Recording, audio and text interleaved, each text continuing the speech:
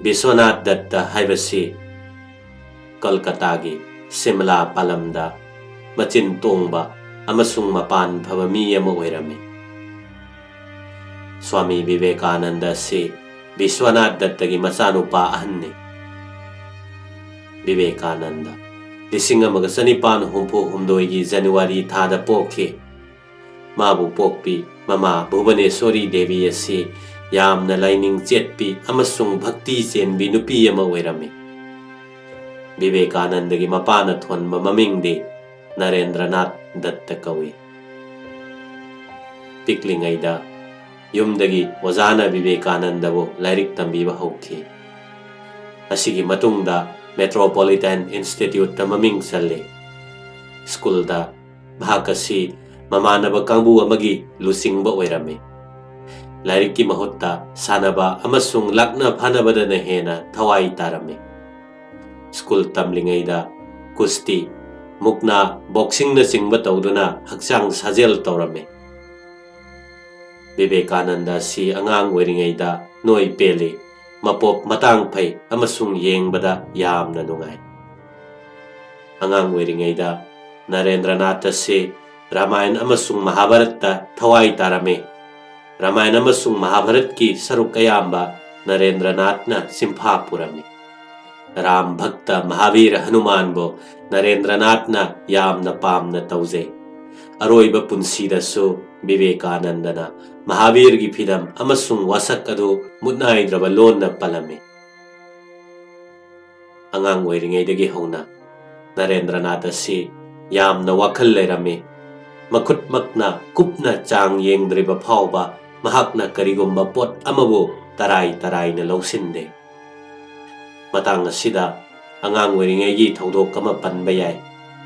Biswanath Dattagi baithak khanada hidak phu makhal ama leirami. Zat khudingmak tongan ba makhalgi hidak phu thaurang tawduna thamnami. Nongmadi Vivekananda na hidak phu sing adu amamam machinna chuptuna yengthokli. Matam asida mapabung janglaktuna kari tawribano haina hanglare. Machanupana khomai. Zat khaidrabadi kari thokpage haiduna yenglamlibane. Kristapta lising amaga sanipan humbudra mapanda metric parikya ngamladuna General Assemblies College taming salle. Narendranath matam maduda sahi tarani palom sure. College ta Narendranath po mayam pumnamakna chana tawi. Isay sakpada makhon nungsiba masama uphaba asigidamakta. Thambal lakagumna phajaba mit ani mayam asina maram moiduna mi pumnamakna mahakput chalame. Munisi Brajendranath Silna Narendradagi chahi ani halli. Brajendraga Narendraga yamna chane. Narendranath na maruk kaloina duna nongsupki darshan shastra tamme. Matam asida Narendranath ki thamoida dharmagi iput phawba hawkhe. Isorbu khangnaba amadi phangnaba hotnaningba ama masada phawrakhi. Matam asida mahak Brahma Samaj da sali. Nomaijing khudingi miyamgi lai khurumpham laisangda Narendranath na nungsina isai sakpa hek tai. Adubo Brahma Samaj na Narendranath ki khaurang ba kokhanba ngamdre.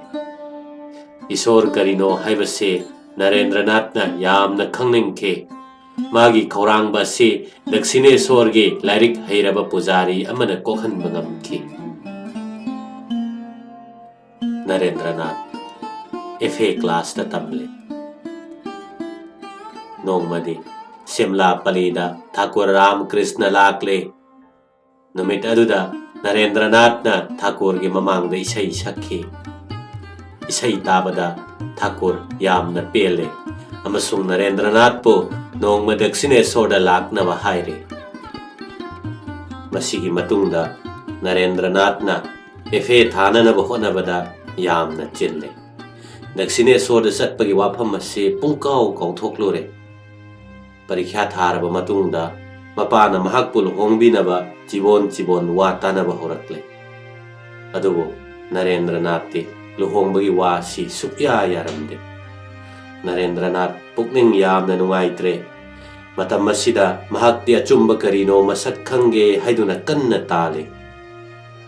Ramachandra Datta kauba Ram Krishna ki sisya ama Narendranath ki yumda lay. Narendranath ki pukning gi wa taraba matungda nongma Ramchandra Datta na haiki. Nangna thangai seng namak achumba khangning labade amada chattuna kanaroy. Dakshine da chalo. Narendranath na mahaki marup mapanga loinana Dakshine da chale.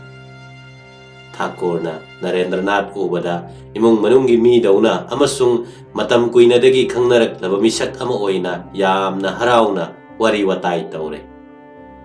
Thakur na haijabadagi Narendranath na isai ama sakle. Isai taraga Thakur na bhap na thumatladuna Narendranath po achikpada puduna thokre. Adudagi mamitta ira sintharaduna masa tujungna Thakur na Narendranath ta hare. Nang asuk kuiba si aibu karam na kauthoklam libano.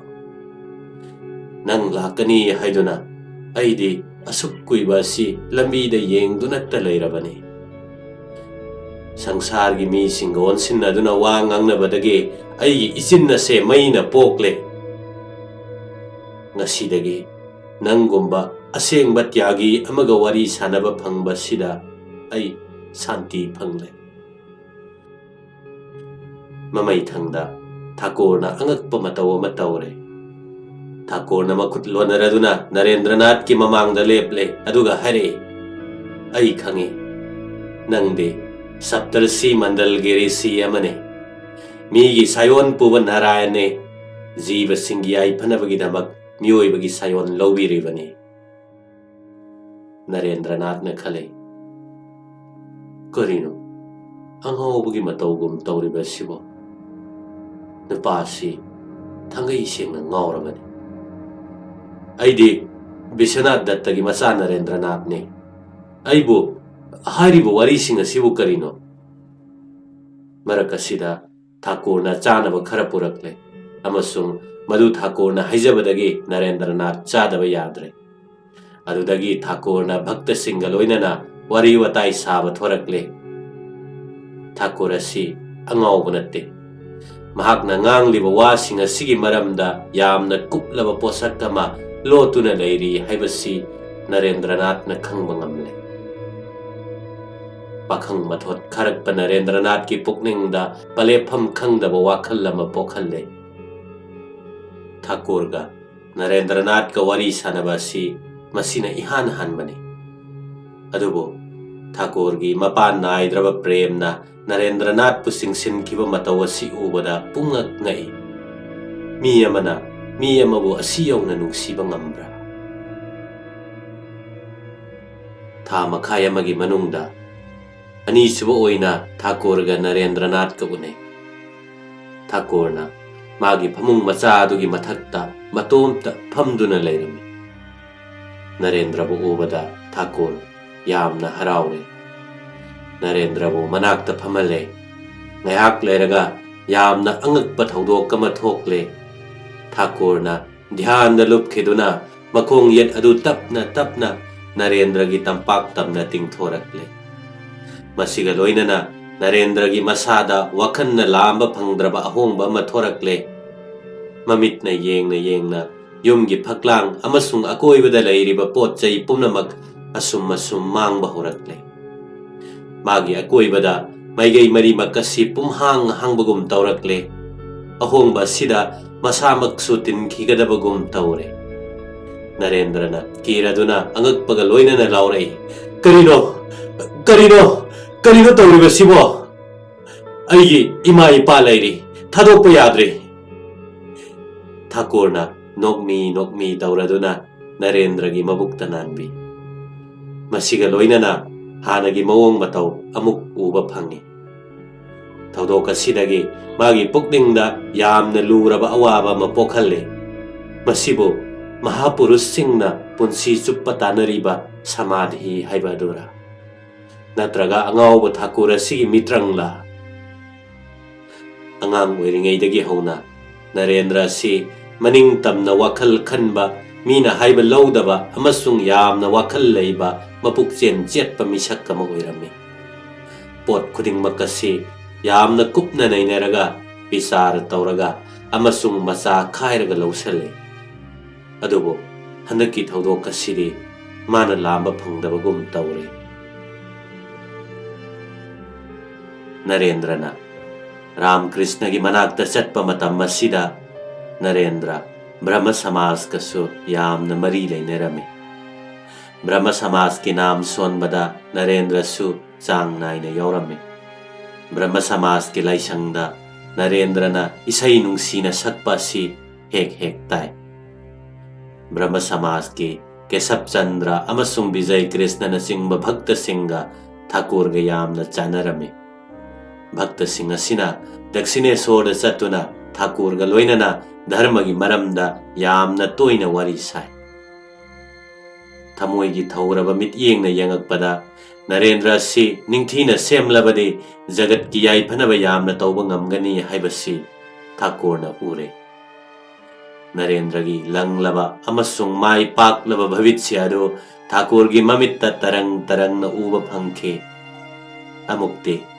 ꯀꯦꯁꯕ Chandra, ꯕꯤꯖय ꯀ꯭ꯔꯤꯁꯅꯅꯆꯤꯡꯕ ꯚꯛꯇꯁꯤꯡꯒ ꯋꯥꯔꯤ ꯑꯁꯨꯝ ꯇꯧꯕꯗ ꯊꯥꯀꯨꯔꯅ ꯅꯔꯦꯟꯗ꯭ꯔꯕꯨ ꯅꯤꯡꯁꯤꯡꯂꯛꯂꯦ꯫ ꯃꯃꯩꯊꯪꯗ ꯀꯦꯁꯕ ꯑꯃꯁꯨꯡ ꯕꯤꯖय ꯆꯠꯈ꯭ꯔꯕ ꯃꯇꯨꯡꯗ ꯚꯥꯞꯅ ꯊꯨꯝꯍꯠꯂꯗꯨꯅ ꯍꯥꯏꯗꯣꯔꯛꯏ, ꯀꯦꯁꯕꯄꯨ ꯊꯕꯛ ꯇꯧꯍꯜꯂꯤꯕ ꯃꯒꯨꯟ ꯑꯃꯁꯨꯡ ꯁꯛꯇꯤ ꯑꯗꯨ ꯅꯔꯦꯟꯗ꯭ꯔꯒꯤ ꯃꯐꯝꯗꯗꯤ ꯑꯗꯨꯒꯨꯝꯂꯕ 19 ꯂꯩ꯫ ꯀꯦꯁꯕ ꯑꯃꯁꯨꯡ ꯕꯤꯖꯌꯒꯤ ꯃꯐꯝꯗ ꯒ꯭ꯌꯥꯟꯒꯤ ꯊꯥꯎꯃꯩ ꯊꯥꯜꯂꯦ꯫ ꯅꯔꯦꯟꯗ꯭ꯔꯗꯅ ꯒ꯭ꯌꯥꯟꯒꯤ ꯅꯨꯃꯤꯠ ꯊꯣꯛꯂꯦ꯫ ꯅꯤꯔꯨꯗꯅ ꯊꯥꯒꯠꯂꯛꯄ ꯃꯇꯧ ꯑꯁꯤꯗ ꯅꯔꯦꯟꯗ꯭ꯔ ꯈꯨꯗꯛꯇ ꯄ꯭ꯔꯇꯤꯕꯥꯗ ꯇꯧꯈꯤ꯫ ꯀꯔꯤꯅꯣ ꯇꯥꯛꯄꯤꯔꯤꯕ ꯑꯗꯨꯕꯨ? ꯖꯒꯠ ꯐꯥꯎꯔꯕ ꯀꯦꯁꯕ ꯁꯦꯟꯒ ꯀꯣꯂꯦꯖꯀꯤ ꯑꯉꯥꯡ ꯉꯔꯥꯡꯒꯤ ꯉꯥꯈꯥꯒ ꯆꯥꯡꯗꯝꯅꯕ ꯀꯗꯥꯏꯗꯒꯤ ꯌꯥꯒꯗꯒꯦ? ꯃꯤꯅ ꯇꯥꯔꯒ ꯑꯉꯥꯎꯕꯅꯤ ꯍꯥꯏꯒꯅꯤ꯫ ꯊꯥꯀꯨꯔꯅ ꯅꯣꯛꯂꯗꯨꯅ ꯏꯆꯝ ꯆꯝꯅ ꯍꯥꯏꯔꯛꯏ, ꯑꯗꯣ ꯑꯩꯕꯨ ꯀꯔꯤ ꯇꯧ ꯍꯥꯏꯕꯒꯦ? ꯏꯃꯥꯅ ꯇꯥꯛꯄꯅꯤ, ꯏꯃꯥꯅ ꯎꯍꯟꯕꯅꯤ, ꯑꯗꯨꯅꯅꯤ ꯑꯩꯅ ꯍꯥꯏꯔꯤꯕꯁꯤ꯫ ꯅꯔꯦꯟꯗ꯭ꯔꯅꯥꯊꯅ ꯈꯨꯝꯃꯩ, ꯏꯃꯥꯅ ꯎꯠꯄꯤꯕ꯭ꯔꯥ ꯅꯠꯇ꯭ꯔꯒ ꯑꯗꯣꯝꯒꯤ ꯕꯨꯙꯤ ꯆꯣꯏꯔꯕ꯭ꯔꯥ ꯀꯅꯥꯅ ꯍꯥꯏꯕ ꯉꯝꯒꯅꯤ? ꯑꯩꯗꯤ ꯑꯗꯨꯝ ꯇꯧꯔꯕꯗꯤ ꯕꯨꯙꯤ ꯆꯣꯏꯔꯦ ꯍꯥꯏꯅ ꯂꯧꯖꯒꯅꯤ꯫ ꯊꯥꯀꯨꯔꯅ ꯅꯔꯦꯟꯗ꯭ꯔꯅꯥꯊꯄꯨ ꯊꯥꯖꯔꯤꯕ ꯑꯗꯨꯛꯀꯤ ꯃꯇꯤꯛ ꯅꯨꯡꯁꯨ ꯅꯨꯡꯁꯤꯔꯝꯃꯤ꯫ ꯊꯥꯀꯨꯔꯅ ꯅꯔꯦꯟꯕꯨ ꯅꯨꯡꯁꯤꯕ ꯑꯁꯤ ꯋꯥꯍꯩꯅ ꯐꯣꯡꯗꯣꯛꯄ ꯉꯝꯗꯦ꯫ ꯑꯃꯨꯛꯇꯤ ꯊꯥꯀꯨꯔꯒ ꯅꯔꯦꯟꯗ꯭ꯔꯒ ꯅꯨꯃꯤꯠ ꯈꯔꯅꯤ ꯎꯅꯔꯨꯗ꯭ꯔꯦ꯫ ꯅꯔꯦꯟꯗ꯭ꯔ ꯎꯗꯕꯗ ꯊꯥꯀꯨꯔ ꯌꯥꯝꯅ ꯋꯥꯔꯦ꯫ ꯅꯣꯡꯃꯗꯤ ꯚꯛꯇ ꯑꯃꯒ ꯅꯔꯦꯟꯗ꯭ꯔꯒꯤ ꯋꯥꯔꯤ ꯁꯨꯝ ꯁꯥꯕꯗ ꯃꯍꯥꯛꯅ ꯀꯞꯇꯨꯅ ꯍꯥꯏꯔꯛꯏ, ꯑꯩ ꯃꯥꯕꯨ ꯎꯗ꯭ꯔꯕꯗꯤ ꯂꯩꯕ ꯉꯝꯗꯦ꯫ ꯑꯁꯤ ꯌꯧꯅ ꯅꯤꯡꯕ ꯑꯃꯁꯨꯡ ꯅꯨꯡꯁꯤꯕꯁꯤ ꯀꯅꯥꯅ ꯀꯩꯗꯧꯉꯩ ꯇꯥꯈ꯭ꯔꯕꯒꯦ?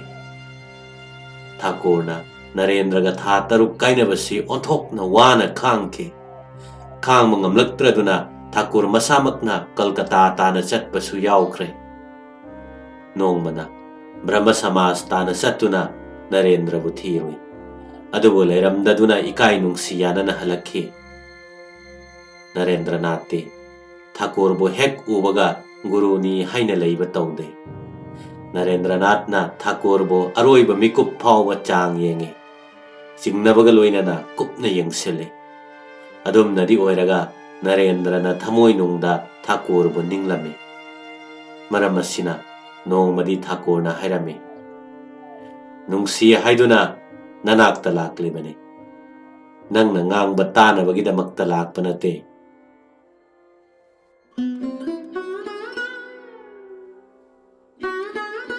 BA ꯄꯔꯤꯈ꯭ꯌꯥ ꯊꯥꯔꯕ ꯃꯇꯨꯡꯗ ꯅꯣꯡꯃ ꯃꯔꯨꯞ ꯑꯃꯒꯤ ꯌꯨꯝꯗ ꯅꯔꯦꯟꯗ꯭ꯔꯅꯥꯊꯅ ꯏꯁꯩ ꯅꯣꯡꯃꯥꯏ ꯇꯧꯗꯨꯅ ꯍꯔꯥꯎꯔꯝꯃꯤ꯫ ꯃꯇꯝ ꯑꯁꯤꯗ ꯃꯤ ꯑꯃ ꯂꯥꯛꯇꯨꯅ ꯅꯔꯦꯟꯗ꯭ꯔꯒꯤ ꯃꯄꯥ ꯕꯤꯁ꯭ꯋꯅꯥꯊ ꯗꯠꯇ ꯊꯃꯣꯏꯒꯤ ꯂꯥꯏꯅꯥꯅ ꯁꯤꯔꯦ ꯍꯥꯏꯕ ꯄꯥꯎ ꯑꯁꯤ ꯄꯤꯔꯔꯦ꯫ ꯃꯌꯥꯝ ꯄꯨꯝꯅꯃꯛ ꯍꯔꯥꯎꯔꯝꯕ ꯑꯗꯨ ꯂꯦꯞꯈ꯭ꯔꯦ꯫ ꯅꯔꯦꯟꯗ꯭ꯔ ꯑꯉꯥꯎꯕꯒꯨꯝꯅ ꯃꯌꯨꯝꯗ ꯍꯜꯂꯛꯂꯦ꯫ ꯕꯤꯁ꯭ꯋꯅꯥꯊ ꯗꯠꯇꯅ ꯁꯦꯟ ꯌꯥꯝꯅ ꯇꯥꯜꯂꯝꯃꯤ, ꯑꯗꯨꯕꯨ ꯄꯤꯊꯣꯛꯄꯗ ꯍꯂꯦꯡꯕ ꯂꯩꯇꯕꯅ ꯁꯦꯟ ꯇꯨꯡꯁꯤꯜꯂꯝꯗꯦ꯫ ꯃꯔꯝ ꯑꯁꯤꯅ Mapagi Sradhana Singma loiraba matungda Narendranath si Sakari ama thiba tarame. Adubu tha ahum mari chattuna thiraba phawbada Sakari phangdre. Kudong thiringai matam asida sagaina magi lau ingkhol munnaba thabak horakle. Maram asina pikleba manau sing amasung mama lukhrabi yengbada Narendranath awabagi samudrada iraknare. Asigumba awaba taraba matamda miyoibana isorda thajarambadu khara komthore. Nongma Narendranathna isorgi naam sonduna phamungdagi hogale. Masi tabada mamana laure. Tumilayo Pisak piklingaidagi Bhagavan sonduna talakle. Haujikti Bhagavan na phanaba tawbiredana. Mamagi wahising asi Narendragi thamoida tasonna thinbagum taure. Isorgi thauzangi marida Narendragi pukningda su singnaba ama polakle. Narendrana pukningi chingnaba si marup mapang singda thuppa leitana tamthoi. Angang oiringaidagi Narendra mabukta wa thamba hite. Minamba hanamba amasung launam tawba si mahakna yamna tukache.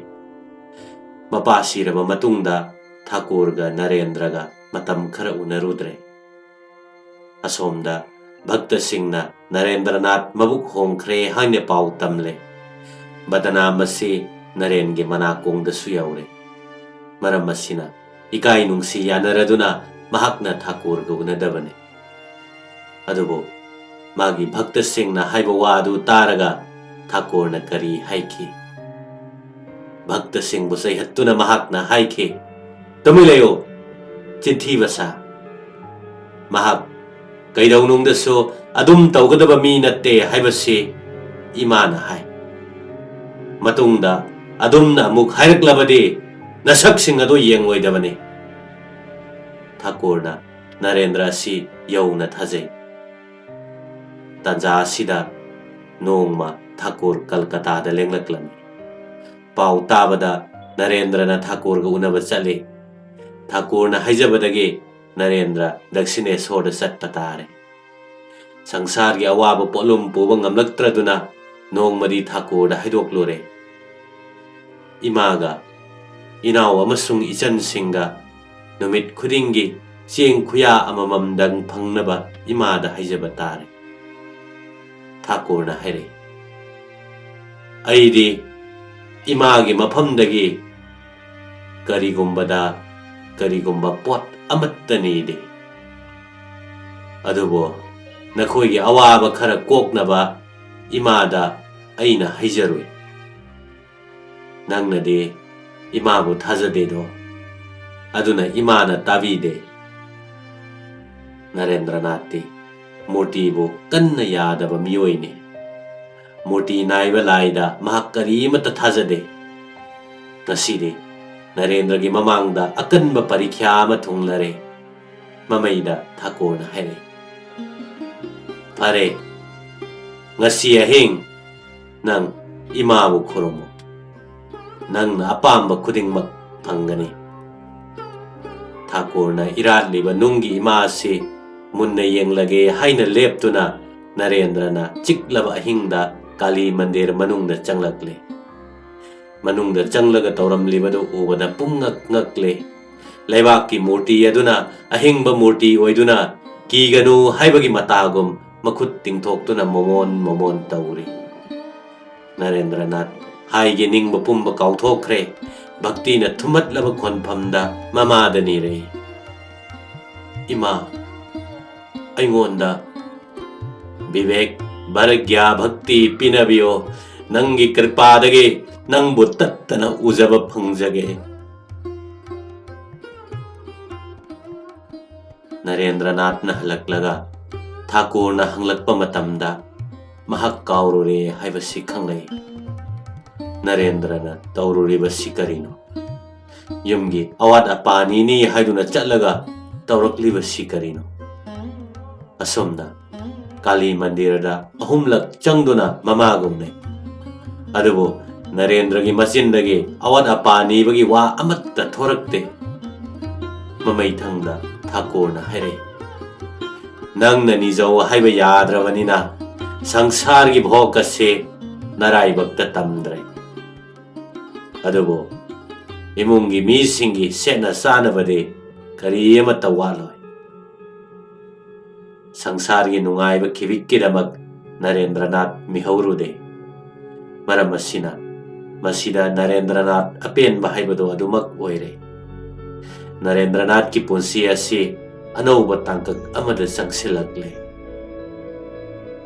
ꯈ꯭ꯔꯤꯁꯇꯥꯕꯇ 1945ꯒꯤ ꯃꯌꯥꯏ ꯆꯜꯂꯛꯄ ꯑꯗꯨꯋꯥꯏꯗ ꯊꯥꯀꯨꯔ ꯑꯁꯤ ꯈꯧꯅꯥꯎꯒꯤ ꯂꯥꯏꯅꯥꯅ ꯀꯟꯅ ꯅꯥꯔꯦ꯫ ꯃꯔꯝ ꯑꯁꯤꯅ ꯚꯛꯇꯁꯤꯡꯅ ꯂꯥꯌꯦꯡꯅꯕꯒꯤꯗꯃꯛ ꯀꯜꯀꯇꯥꯒꯤ ꯁ꯭ꯌꯥꯝꯄꯨꯀꯨꯔꯗ ꯑꯗꯨꯒ ꯃꯊꯪꯗ ꯀꯥꯂꯤꯄꯨꯔꯒꯤ ꯂꯩꯀꯣꯟꯗ ꯊꯥꯀꯨꯔꯕꯨ ꯄꯨꯗꯨꯅ ꯆꯠꯂꯤ꯫ ꯀꯥꯂꯤꯄꯨꯔꯒꯤ ꯂꯩꯀꯣꯟꯒꯤ ꯌꯨꯝꯗ ꯊꯥꯀꯨꯔ ꯑꯁꯤ ꯚꯛꯇꯁꯤꯡꯅ ꯀꯣꯏꯁꯤꯟꯗꯨꯅ ꯂꯩꯔꯝꯃꯤ꯫ ꯅꯔꯦꯟꯗ꯭ꯔ, ꯔꯥꯈꯥꯜ, ꯕꯥꯕꯨꯔꯥꯝ, ꯁꯔꯠ, ꯁꯁꯤ, ꯀꯥꯂꯤꯅꯆꯤꯡꯕ ꯅꯍꯥꯔꯣꯜꯁꯤꯡꯅ ꯁꯦꯕꯥꯒꯤ ꯚꯥꯔ ꯂꯧꯔꯝꯃꯤ꯫ ꯅꯍꯥꯔꯣꯜꯁꯤꯡꯅ ꯃꯌꯨꯝ ꯊꯥꯗꯣꯛꯇꯨꯅ ꯊꯥꯀꯨꯔꯒꯤ ꯃꯅꯥꯛꯇ ꯂꯩꯔꯝꯃꯤ꯫ ꯃꯁꯤꯗ ꯌꯨꯝꯒꯤ ꯑꯍꯜ ꯂꯃꯟꯁꯤꯡꯅ ꯅꯨꯡꯁꯥ ꯊꯤꯔꯝꯃꯤ꯫ ꯊꯥꯀꯨꯔꯒꯤ ꯁꯦꯕꯥ ꯇꯧꯔꯤꯉꯩ ꯃꯇꯝ ꯑꯁꯤꯗ ꯚꯛꯇꯁꯤꯡꯅ ꯂꯥꯏꯅꯤꯡꯕꯒꯤ ꯈꯨꯗꯣꯡꯆꯥꯕ ꯑꯃꯁꯨ ꯐꯪꯂꯝꯃꯤ꯫ ꯅꯔꯦꯟꯗ꯭ꯔ ꯑꯁꯤ ꯑꯉꯥꯡ ꯑꯣꯏꯔꯤꯉꯩꯗꯒꯤ ꯍꯧꯅ ꯙ꯭ꯌꯥꯟ ꯇꯧꯒꯜꯂꯤ꯫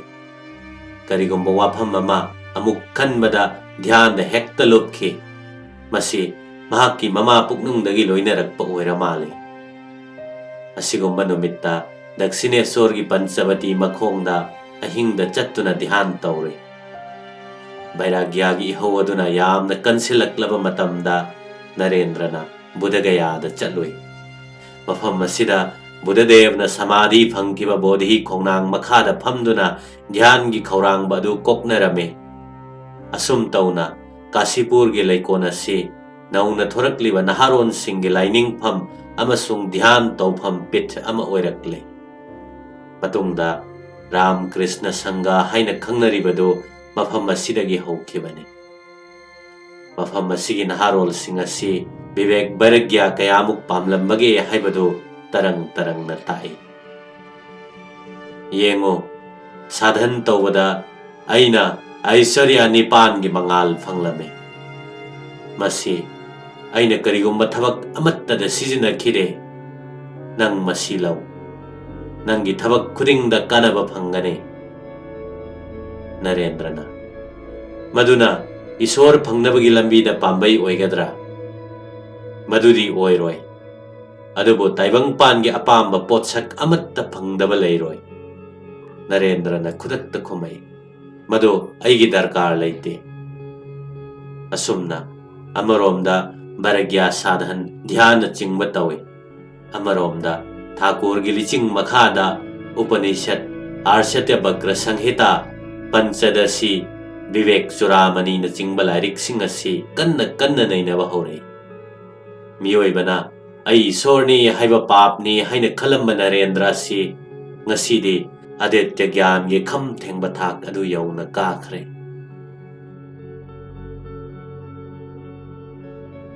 ꯑꯍꯤꯡ ꯑꯊꯦꯡꯕꯅꯤ꯫ ꯃꯤꯆꯠ ꯃꯤꯔꯥꯎꯈꯣꯜ ꯇꯥꯗ꯭ꯔꯦ꯫ ꯀꯥꯁꯤꯄꯨꯔ ꯂꯩꯀꯣꯟꯗ ꯊꯥꯀꯨꯔ ꯑꯁꯤ ꯐꯝꯁꯦꯟꯅꯗꯨꯅ ꯂꯩꯔꯤ꯫ ꯌꯨꯝꯗ ꯅꯔꯦꯟꯗ꯭ꯔꯅꯥꯊ ꯃꯇꯣꯝꯇ ꯂꯩ꯫ ꯉꯁꯤꯗꯤ ꯖꯦꯁꯥ ꯎꯄꯥꯏ ꯑꯃ ꯇꯧꯗꯨꯅ ꯅꯤꯔꯕꯤꯀꯜꯄ ꯁꯃꯥꯙꯤ ꯐꯪꯒꯗꯕꯅꯤ ꯍꯥꯏꯅ ꯅꯔꯦꯟꯗ꯭ꯔꯅ ꯋꯥꯁꯛ ꯂꯧꯈꯤ꯫ ꯊꯥꯀꯨꯔꯅ ꯌꯥꯝꯅ ꯅꯨꯡꯁꯤꯅ ꯅꯔꯦꯟꯗ꯭ꯔꯗ ꯍꯪꯉꯤ, ꯅꯔꯦꯟ, ꯅꯪ ꯀꯔꯤ ꯄꯥꯝꯃꯤ? ꯁꯨꯈꯗꯦꯕꯒꯤ ꯃꯇꯧꯒꯨꯝ ꯅꯤꯔꯕꯤꯀꯜꯄꯅꯥ ꯁꯃꯥꯙꯤꯗ ꯁꯆꯤꯗꯥꯅꯟꯗꯒꯤ ꯏꯄꯥꯛꯇ ꯂꯨꯞꯆꯕ ꯄꯥꯝꯃꯤ꯫ ꯊꯥꯀꯨꯔꯅ, ꯃꯗꯨ ꯅꯪꯅ ꯍꯟꯖꯤꯟ ꯍꯟꯖꯤꯟ ꯍꯥꯏꯔꯤꯕꯗꯨ ꯏꯀꯥꯏꯗ꯭ꯔꯥ? ꯀꯔꯤꯒꯨꯝꯕ ꯃꯇꯝꯗ ꯈꯣꯡꯅꯥꯡ ꯕꯣꯠꯀꯨꯝꯅ ꯅꯁꯥ ꯅꯔꯦꯡ ꯐꯟꯗꯨꯅ ꯃꯤ ꯂꯤꯁꯤꯡ ꯂꯤꯁꯤꯡ ꯎꯔꯨꯝ ꯄꯤꯕꯒꯤ ꯃꯍꯨꯠꯇ ꯅꯪꯗꯤ ꯅꯁꯥꯒꯤ ꯃꯨꯛꯇꯤꯗꯃꯛ ꯇꯥꯜꯂꯤ꯫ ꯑꯁꯨꯛ ꯄꯤꯛꯄ ꯅꯪꯒꯤ ꯐꯤꯗꯝ꯫ ꯅꯔꯦꯟꯗ꯭ꯔꯅ, ꯅꯤꯔꯕꯤꯀꯜꯄꯅ ꯁꯃꯥꯙꯤ ꯐꯪꯗ꯭ꯔꯤ ꯐꯥꯎꯕ ꯑꯩ ꯀꯔꯤ ꯑꯃꯠꯇ ꯇꯞꯊꯗ꯭ꯔꯦ꯫ ꯑꯗꯨꯒ ꯃꯁꯤ ꯐꯪꯗ꯭ꯔꯕꯁꯨ ꯑꯩꯅ ꯍꯥꯏꯔꯤꯕ ꯊꯕꯛ ꯑꯗꯨ ꯄꯥꯡꯊꯣꯛꯄ ꯉꯝꯂꯣꯏ꯫ ꯅꯪꯅ ꯅꯤꯡꯕ ꯑꯗꯨꯇ ꯇꯧꯒꯗ꯭ꯔꯥ? ꯅꯈꯨꯠ ꯂꯥꯛꯇꯨꯅ ꯆꯤꯡꯗꯨꯅ ꯇꯧꯍꯟꯒꯅꯤ꯫ Nangna taudrabasu nangi nakhong nakhutti taugani. Narendrana yamna haijaraklabada mamai thangda Thakurna haire. Pare nirvikalpa samadhi phanglagani. Asigi matung numit kharani leiraga nongma Narendra dhyan taubada ikhang khanghaudana samadhi da lupkhre. Yamna kuirabagi tungda dhyan kairakle. Narendra gi thamoi adu santi amasung brahmanda da nik nik laure. Thakur bu khurummakpa matamda Thakurna noktuna haire. Hauzik matam kharagidamakta so pirabani. So di ayi khutta leigani. Thabak loiraga so amuk hangdokani.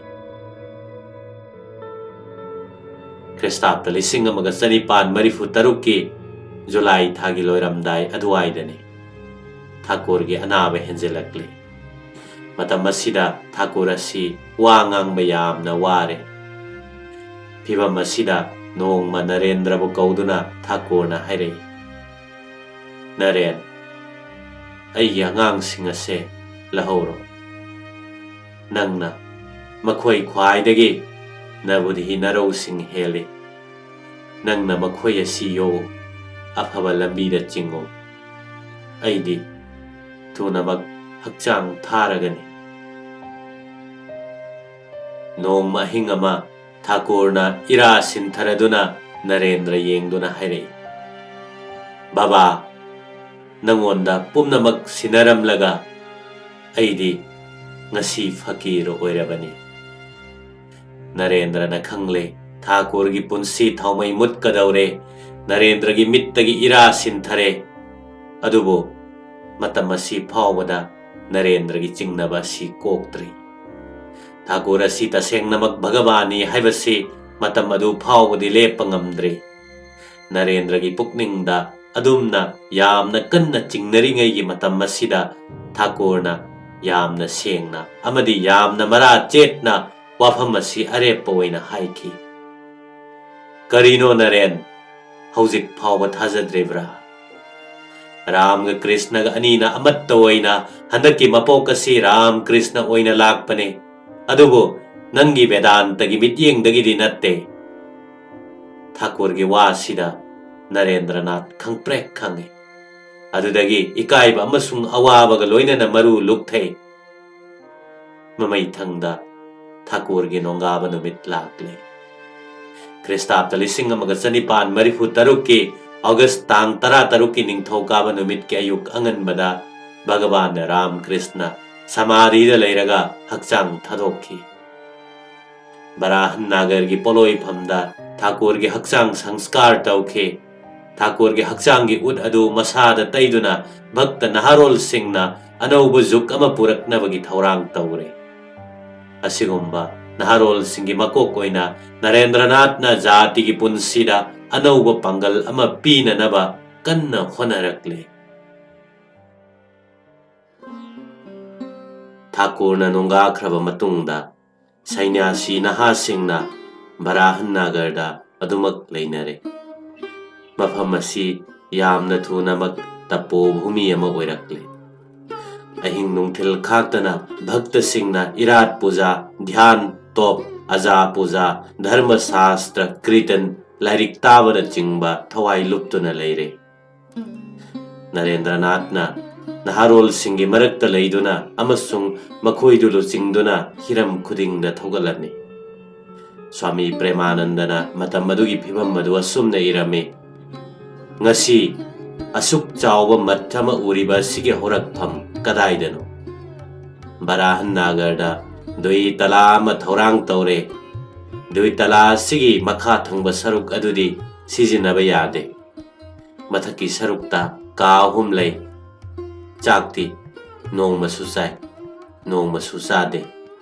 Pukham tengot kari amata yaude.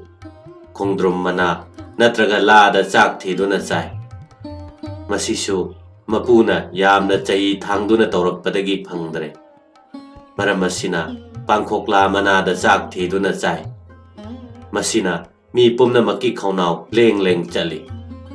Asi yongna waduna su kanagumba amattana awaba sing adu thawairude. Bhaktagi masing hengalakhe, irat puja laining laison adumak satharame. Imung manungda kirtan tawe, mathang mi asum hengalaktuna, mamaydadi mi chandaduna mapanda mi yamna leptuna kirtan takhi. Matam kharagi matungda, bhakta singi manungda tirtha koiningba mi yaurakle. Ayambana mat thadoktuna chatnaba horakle. Narendranath shu nongmadi gerwa setuna mayamna haibamak yadana tirtha koiba thorakle. Banarasi Ayodhya Vrindavan chingba tirtha koire. Matam masida Narendranath ka Gazipur gi phauraba sannyasi Pauhari babaga thengnare. Babaji gi maphamda Narendranath laiming launingle. Aduba tanja sida Thakur gi murti ama mangal oina phauраktuna Narendranath ninghannare. Asumna Narendra si tha amaromde ningjing mangjing tawduna leire. Masigi matungda Himalaya singkhonggi tirthasing adu darshan tawruraga Swami na lising amaga chanipan maribudra mathoida Aloyarda thunglare. Aloyar gi Maharaj na Narendranath pu yamna taram na okle. Matam asida Maharaj na nongma Narendra da hangi. Yengbiyo Babaji Maharaj aidi murti puja si kari amata thajade. Masigidamak aibu kari awaba tagadage. Maharaj na nokphet tawbadu uraduna Swami na haire. Maharaj takpiribasi phagi tawbiribra. Nate Swamiji thangai sengnamak ayasi u lepak nung natraga dhatu na saba murti sing khwai na tawnaba sigumna bhakti tawba ngamde. Masigidamak aibu hayeng mukki mapokta awaba tagadra. Narendra na haire. Isana thajaba matungina lai ningjababu karigidamak sasti phangane. Murti pujada Maharaj na thajade. Masida kari akaiba laibage. Kanghaudana photo amaromda onsinduna haire. Asidagi si Maharaj ki photo oiramale. Photo adugi manakta Dewayan Bahadur lerame. Swami na Dewayan da haire. Pare Dewayan ji photo asida tin sitpiyo. Maharaj ki photo da tin sitkadaba mi leramde. Maram asina kanamatana photo da tin sitlu haiba yadre. Matam maduda Swamiji na Maharaj da haire. Yengbiyo Maharaj photo asi amaromda yenglaga Maharaj makti natte. Aduga midyeng amaromda yenglasi Maharaj ki saruk kharade photo asida yauri. Maram asina Maharaj ki nanai sing na photo asibo usit thawoidaba tawba ngamde. Bhagavan gi bigraha murti na singbasing asiso magi mapan naidraba mawonggi magun kharadang phongba thoidokpa mawong amane. Bhakta singna murti adugi manungda Bhagavan gi masek mangal kharadang uduna murti amabu puja tawi. He nung aina nangbu puja tawri haiba Hindu amatta aikhoina thengnaraktre. Kakpa yadraba Swamiji gi paukhum asi tabadagi Maharaj ki punsidasu awanba ama thokhi. Mafam asidagi Swamiji na Jaipurda chali. Amasung mafam asigi maming chatlaba Sabha Pandit amagi mafamda Panini Vyakaran tamme. Matam masida Kshetriya ningthauna Swamiji gi magun taraduna guru oina boriki. Swamiji ga ahanba unaba maktada Maharaj na hangkhe. Swamiji punsi asi karino. Swamiji na tindana paukhumpi. Manungda phumduna leiba sakti amana magi oiba saktamda phongdoknabagi-damak atat akham naidana honari. Aduga mapangi prakriti na sakti adubu namthanaba kanna honari. Masibo punsi kawi. Asigi matungda Swamiji na Gujarat chaluraga Bombay samduna Dakshin Bharat ki Mysore da chali. Mysore ki kosin yauraga Bharat ki khaangam khai Kanyakumari thungi. Amaromda Changjau naidraba Mahasamudragi ising ipakna sandokre. Aduga amaromdana Bharat ki umang wamang amasung chingma na isang sangle. Asigumba mafam Kanyakumari da nung amagi mathakta phamlaga Swamiji na dhyan da luple. Mahakki dhyan da Bharat pumbagi saktam adu mayek lana ure. Set pachaba phangdraba Lairik laisu heitraba Masama u phatraba Saram chadat naraba Bharat ki murti asina Swamiji ki thamoi nungda chaina khon pirame. Swamiji ki mamitta tungda taugadaba thabak ki poram tarang tarang uba phangle. Matam kuinadagi otpi naibibana saruna kurak hangdraba Bharat ki mahasasanda thawai gi ihun piba tai haibase Swamiji na lepki. Thakurna haibirame. Puk yaudana dharma oide. Ahanbada set chanaba marang kahenba tai. Chara henba mida dharma sandok pagumna ikai ningai kari amuk leiribage. Swamiji na chet na wasak laure. Sri Guru ge Sirbatage thabak asigi bhar asi aina lauragane. Daitra Narayan koti koti gi seva thawai thagane. Maral leiba nongchupta chatlaga sen khomjingane. Sel aduna lairaba Bharat ki awaba koknaba tawgane. Natraga honaba sida thawai tharaba su thagane. Asumna Swamiji na Bharat sinthungna koibagi mahi yale. Masigi matungda Swamiji Madras da chale. Mafam masigi naharon singna Swamiji bu yamna taram na okle. Matam masida Chicago saharda Prithivi pumbagi dharma sabha ama phamgadabagi thaurang torame. Prithivi pumnamakki mihut yaugadawri. Swamiji gi Madraji Bhakta Singna Swamiji bu Bharat ki mihut oina thanaba wasak laure. Swamiji na Sri Sri Matada yathang neduna sithi ire.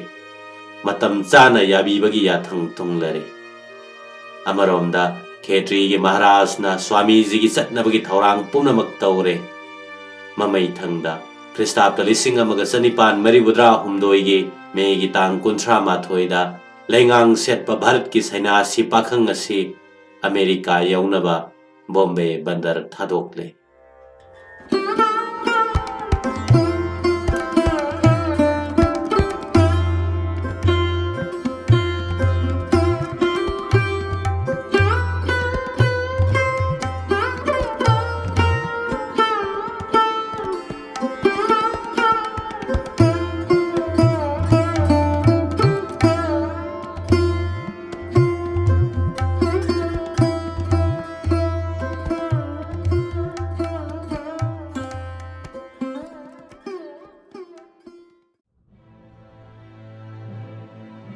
Bombay dagi sum chatkiduna Chin Japan ching malaybak samlaga America yaure.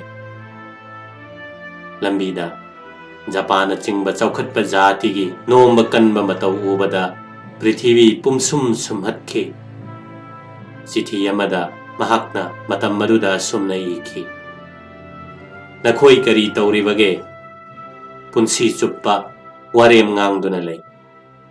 Lao, makhoi sing asibu amuktang yenglo lao. Makhoi si urabadi namayadu thampham leiroi. Mapan thoklabadi jat tai haina nakhoi na khali. Juk juk ki oidaba pareng ku sanskar gi polum puraga phamduna leiri.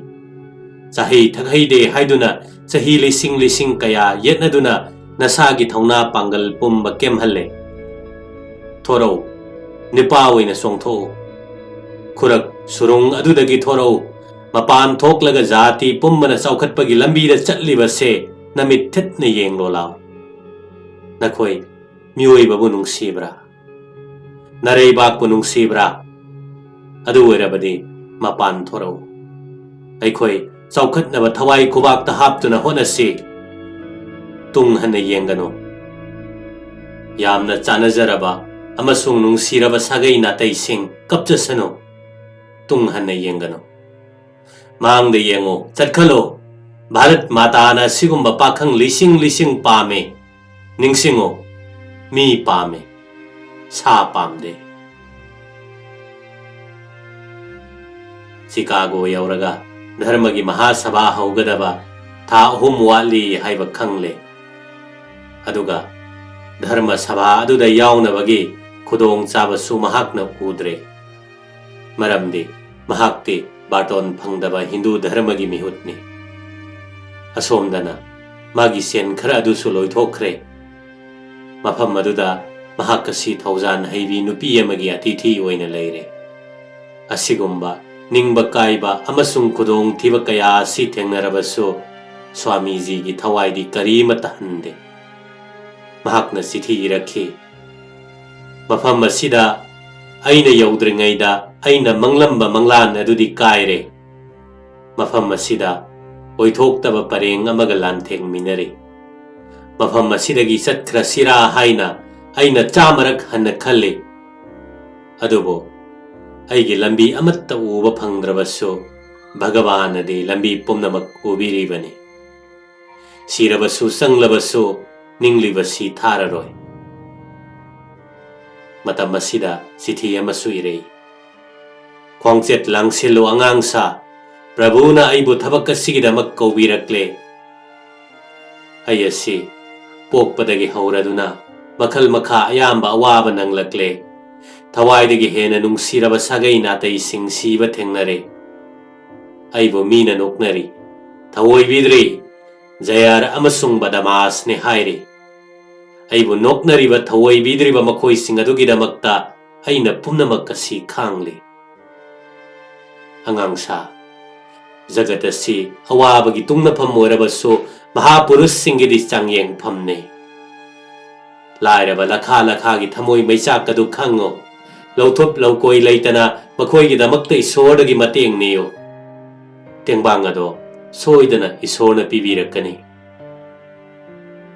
ayasi sahi kumja kaya kaya wakhalasi ikokta haptuna aduga awabasi thamoida puduna mafam khuding koina chali ina khule hariba mi sing adugi thongjin khudingda lepluri mamai thangda thamoigi I sumduna prithvi tangkhai ama lanthoklaga thap khraba mirai pakasida tengbangi asada koini ni duna chali Bhagavan de thaujan haibani mahakna soidana tengbang birakani lewakasida ayasi intham chanduna natraga chara henduna sibayai adubo he naharon otpiraba lairaba singi daide aina nakhoigi nakhutta sinari nongmagi areng putharaba amambagi loknungda taraba mi koti kunthra asigi kannabagi damak misak lauro Bhagavan gi minglen joy oiba oisano aikhoi soidanamak mahi yangani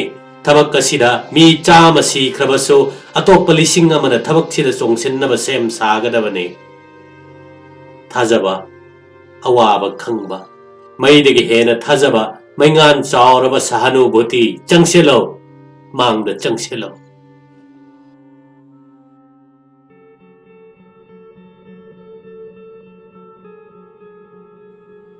mathakta pankhrivi nupi adugi matengna parichay patra ama phangladuna Swamiji adu madupuraga Chicago saharda chale adubu Chicago yauraga yumthung pham khangdre intham thagi ahing aduda karigumma mafam amada changjafam phangdre maram asina nong madugi oina Swamiji na railway gi mal gudamda upu ahangba amada changduna thuple mapanda un matum tari upu manung adu yamna mammi phi athaba amatta yaudaba maramna Swamiji ingman khibana masa pumba pangthare adumna ahinga si yamna wana lelaga nongalaga aram khawrangbagi maichakna khangba ngamdraduna yum khudingda bikhyani re bikhyagi mahutta thawaibu sittaba amasung athiba michai phangle matam asida pukchel chaurabi nupi amaga Swamiji ga khangnare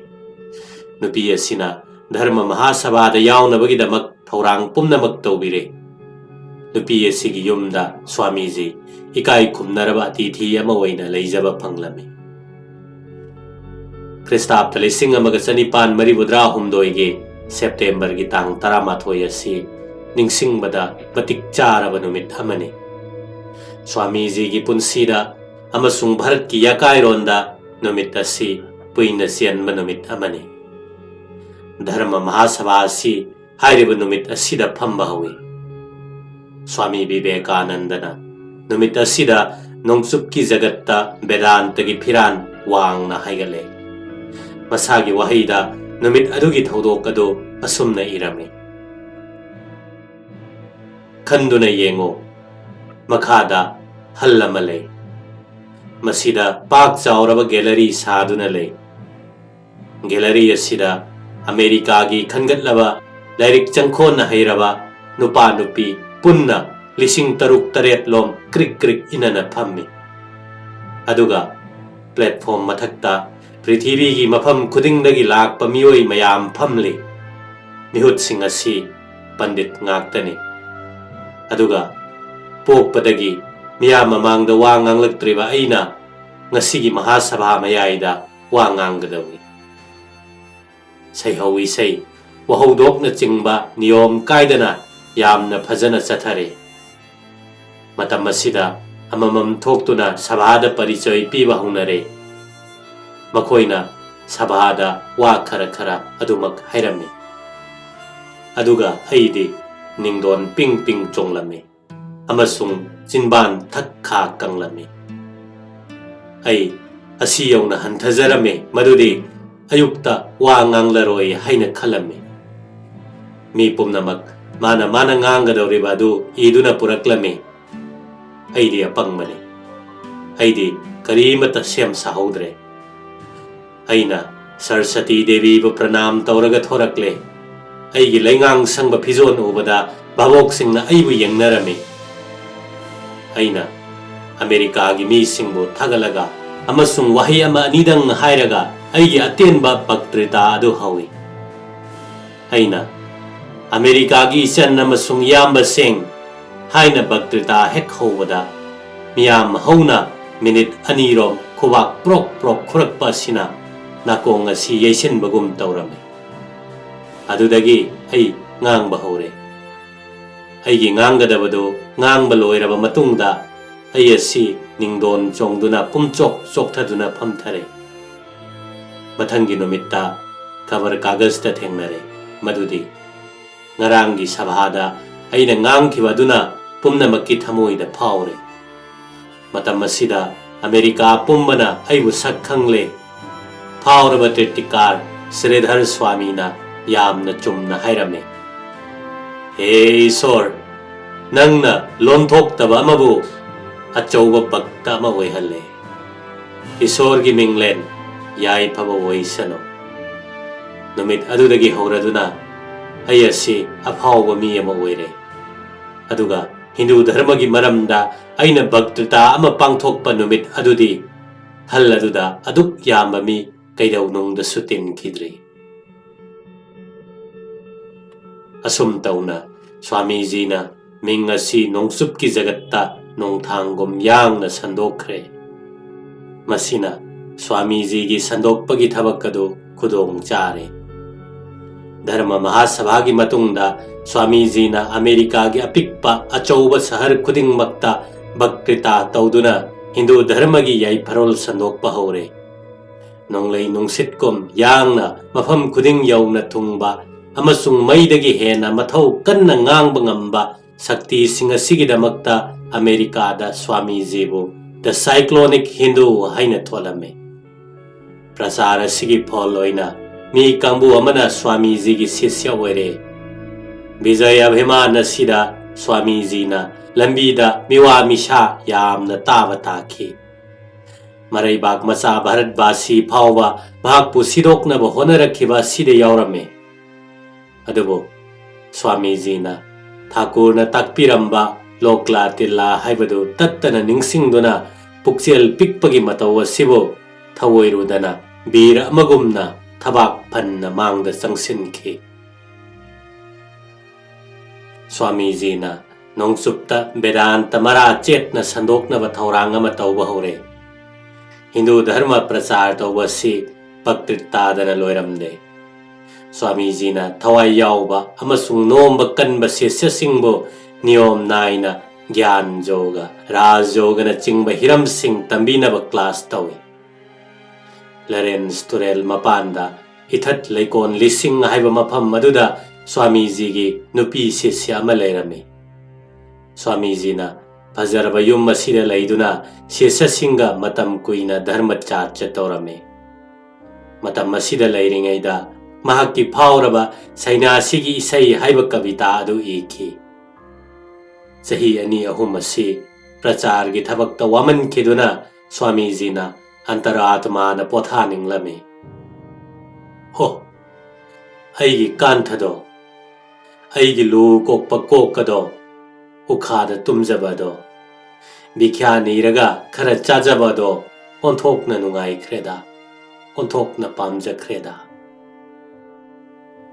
इथत लेकोन असिदा Swami ji न पीखिब भक्तिता सिंह अदो inspire talk हाइन तोंदुना Sapa तौई Swami ji न शिष्य Singh यामना Luna तौई मागी मनाक्ता लाकपा मी खुदिंगमक बीर सैन्यासी की साजत लिसत वंगांग संगांग उब ताबदा पुमसुम सुमहली शिष्य सिंह न स्वामी जी बु नुंगसिरिबा अदुकी मतिक स्वामी जी नसु शिष्य सिंह बु नुंगसिली चिंगना चिंगी अयाम मतमदा मखुतमकना भारत की चाक एंसांग थोंगदुना अमेरिका की शिष्य सिंह बु पिजै मसिदा महाक यामना नुंगाइजै स्वामी जी चाक एंसांग थोंगबा यामना है सही अनी अवाब खंगदना अमेरिका दा थबक तौरमलगा इंग्लैंड दा चली अमेरिका दना मागी शिष्य स्वामी अभयानंदा स्वामी कृपानंदा सिस्टर हरिदासी न चिंगबना आश्रम की भार लहोई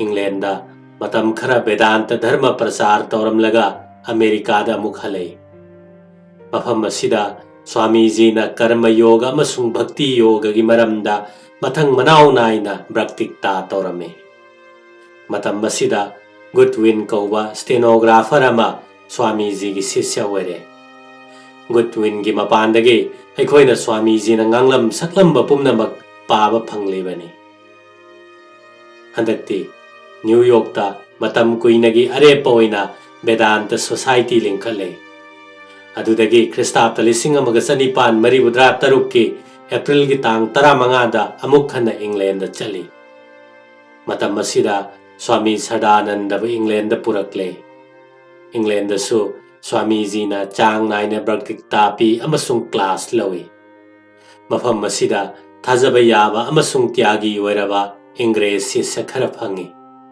सही सिगी मेथादा स्वामी जी गा प्रोफेसर मैक्स मुलर साहेब को ने अनि असि यामना चानना वरी सामिने अमसुंग मागी मागी मरी मखोंग पिने वरी सुम साबदा प्रोफेसर ना रामकृष्ण देव की पुंसी वरी इनिंगी हाइना स्वामी जी दा फोंदोखी स्वामी जी दगी प्रोफेसर ना रामकृष्ण की मसाक मथुम पुमनमक फंगदुना रामकृष्ण की पुंसी अमसुंग पौताक हाइबा लाइरिक कमा प्रोफेसर ना फोंगे मसिगी मतुंगदा स्वामी जी ना फ्रांस स्विट्जरलैंड अमसुंग जर्मनी दा कोइबा चली जर्मन की संस्कृत पंडित फावरब पाल बर्सन की बाटोन फंगदुना किल विश्वविद्यालय दा स्वामी जी चले स्वामी जी का वरी सानब फंगबदा बर्सन यामना नुंगाइरे इंग्लैंड हलक्लगा स्वामी जी ना सदानंद स्वामी बो अमेरिका दा थारे अदुगा इंग्लैंड थबक पुनबगिदमक अवेदानंद स्वामी बु कौरे असुमना मिरैबाक्ता वेदांत संदोकनबगी तुंग कोइबा व्यवस्था अमा तौरमलगा मरैबाक्ता हलक्नबगी थौरांग तौरे चही मरी चुपना कन्न प्रसार की थबक तौरुरब मतुंग ख्रिस्ताब्द 1974 की दिसंबर थादा भारत तमना खोंगसालकले लंदन थादोक्त्रिंगै की ममांगदा इंग्लैंड की मरुप अमना हायरखे स्वामी जी भोगविलास अके अमौगी लीला भूमि ओइरबा अमसुंग उरोंग खिल्लबा खुदकन पांगल्लबा नोंगचुपता सही मरी चुपना लैरबा मतुंगदा स्वामी जी की पोक्नफम भारत अदो हौजिक्ति करी ओइरगनी स्वामी जी ने खुमखी नोंगचुपता लाक्त्रिंगैदा ऐ भारत पुनुंगसिरमी हौजिकना भारत की उफुल वाइफुल फावबा ꯑꯩꯒꯤ ꯏꯁꯥꯃꯛꯀꯤ ꯄꯥꯡꯈꯛ ꯑꯣꯏꯔꯦ ꯚꯥꯔꯠꯀꯤ ꯅꯨꯡꯁꯤꯠꯅ ꯑꯩꯉꯣꯟꯗꯗꯤ ꯈ꯭ꯋꯥꯏꯗꯒꯤ ꯍꯦꯟꯅ ꯁꯦꯡꯉꯦ ꯚꯥꯔꯠ ꯑꯁꯤ ꯍꯧꯖꯤꯛꯇꯤ ꯑꯩꯒꯤ ꯑꯊꯣꯏꯕ ꯇ꯭ꯔꯤꯊ ꯑꯣꯏꯔꯦ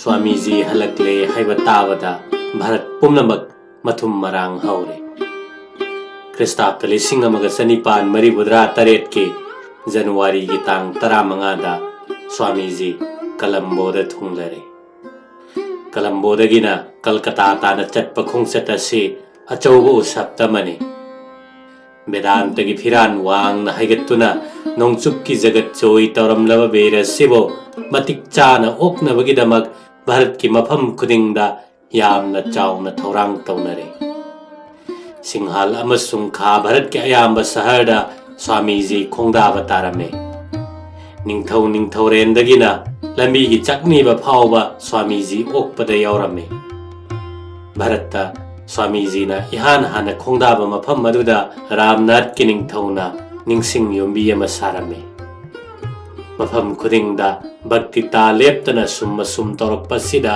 ꯁ꯭ꯋꯥꯃꯤꯖꯤ ꯆꯣꯛꯊꯔꯦ ꯁ꯭ꯋꯥꯃꯤꯖꯤꯅ ꯀꯜꯀꯇꯥꯗ ꯊꯨꯡꯂꯕ ꯃꯇꯝꯗ ꯌꯥꯝꯅ ꯆꯥꯎꯔꯕ ꯁꯚꯥ ꯑꯃ ꯇꯧꯗꯨꯅ ꯑꯣꯏ ꯁꯚꯥ ꯑꯗꯨꯗ ꯁ꯭ꯋꯥꯃꯤꯖꯤꯅ ꯅꯍꯥꯔꯣꯟꯕꯨ ꯀꯧꯔꯒ ꯍꯥꯏꯔꯝꯃꯤ ꯚꯥꯔꯠꯀꯤ ꯑꯅꯝ ꯑꯍꯥ ꯆꯨꯔꯕ ꯂꯥꯏꯔꯕ ꯑꯃꯁꯨꯡ ꯅꯩꯕꯤꯔꯕ ꯄ꯭ꯔꯖꯥꯁꯤꯡꯕꯨ ꯅꯨꯡꯁꯤꯕ ꯃꯈꯣꯏꯒꯤ ꯆꯥꯎꯈꯠꯅꯕꯒꯤꯗꯃꯛ ꯊꯋꯥꯏ ꯈꯨꯕꯥꯛꯇ ꯍꯥꯞꯇꯨꯅ ꯍꯣꯠꯅꯕ ꯗꯥꯏ ꯑꯁꯤ ꯑꯩꯅ ꯅꯍꯥꯔꯣꯟ ꯅꯈꯣꯏꯒꯤ ꯅꯈꯨꯠꯇ ꯁꯤꯟꯅꯔꯦ ꯆꯠꯂꯣ ꯍꯧꯖꯤꯛꯃꯛ ꯄꯥꯔꯊꯁꯥꯔꯊꯤꯒꯤ ꯃꯟꯗꯤꯔꯗ ꯆꯠꯂꯣ ꯏꯕꯨꯡꯉꯣ ꯃꯍꯥꯛꯇꯤ ꯒꯣꯀꯨꯜꯗ ꯂꯥꯏꯔꯕ ꯒꯣꯄꯁꯤꯡꯒꯤ ꯆꯥꯟꯅꯔꯕ ꯃꯔꯨꯞ ꯑꯣꯏꯔꯝꯃꯤ ꯕꯨꯙ ꯑꯕꯇꯥꯔꯗ ꯔꯥꯖꯄꯨꯔꯨꯁꯁꯤꯡꯒꯤ ꯕꯥꯔꯇꯣꯟ ꯂꯧꯔꯝꯗꯅ ꯕꯩꯁ꯭ꯌꯒꯤ ꯅꯤꯃꯟꯇ꯭ꯔꯟ ꯇꯧꯔꯒ ꯕꯩꯁ꯭ꯌ ꯑꯁꯤꯕꯨ ꯀꯟꯕꯤꯔꯝꯃꯤ ꯆꯠꯂꯣ ꯏꯕꯨꯡꯉꯣ ꯃꯥꯒꯤ ꯃꯐꯝꯗ ꯁꯠꯁꯪꯒ ꯗꯟꯗꯕꯠ ꯇꯧꯔꯣ ꯑꯃꯁꯨꯡ ꯃꯍꯥꯛꯀꯤ ꯃꯐꯝꯗ ꯕꯂꯤ ꯑꯃ ꯀꯠꯂꯨ